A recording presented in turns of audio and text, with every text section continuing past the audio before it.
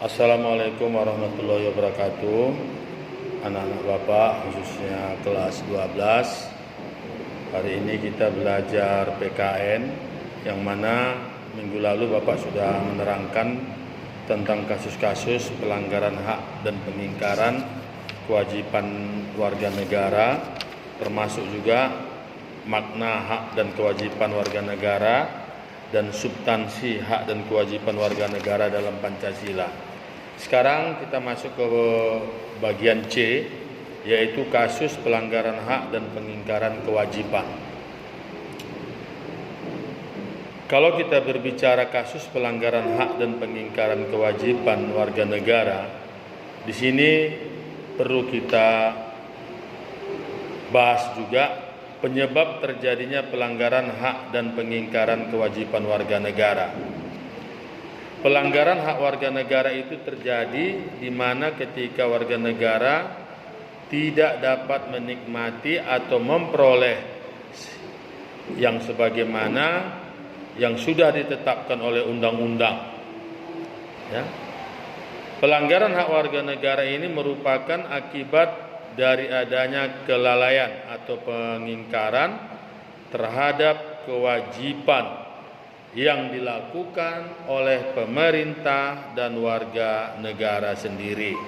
Contoh misalnya tentang kemiskinan ya, yang masih banyak menimpa masyarakat Indonesia, atau masalah lain lagi ya, seperti tentang hal-hal mendapatkan atau kesulitan mendapatkan pekerjaan. Lalu pelanggaran hak dan pengingkaran kewajiban itu diantara disebabkan oleh beberapa faktor. Faktor pertama, sikap egois atau terlalu mementingkan diri sendiri. Artinya seseorang ini selalu menuntut haknya, sementara kewajibannya sering diabaikan.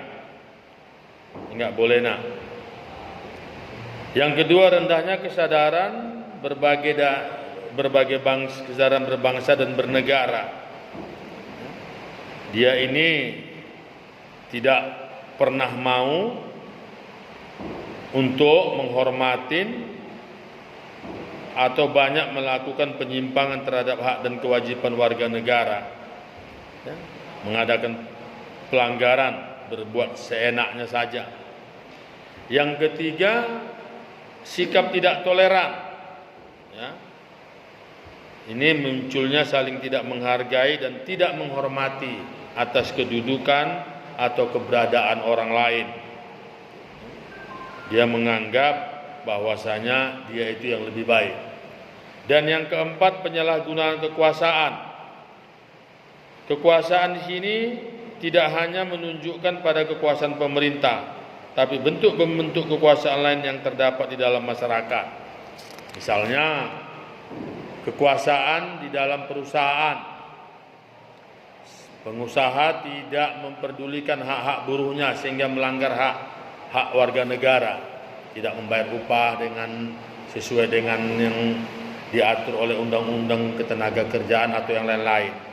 Lalu yang kelima, ketidaktegasan aparat negara hukum, penegak hukum terhadap pelanggar-pelanggar yang tidak melaksanakan, tapi penegak hukum tidak melakukan tindakan tegas terhadap setiap pelanggaran tersebut.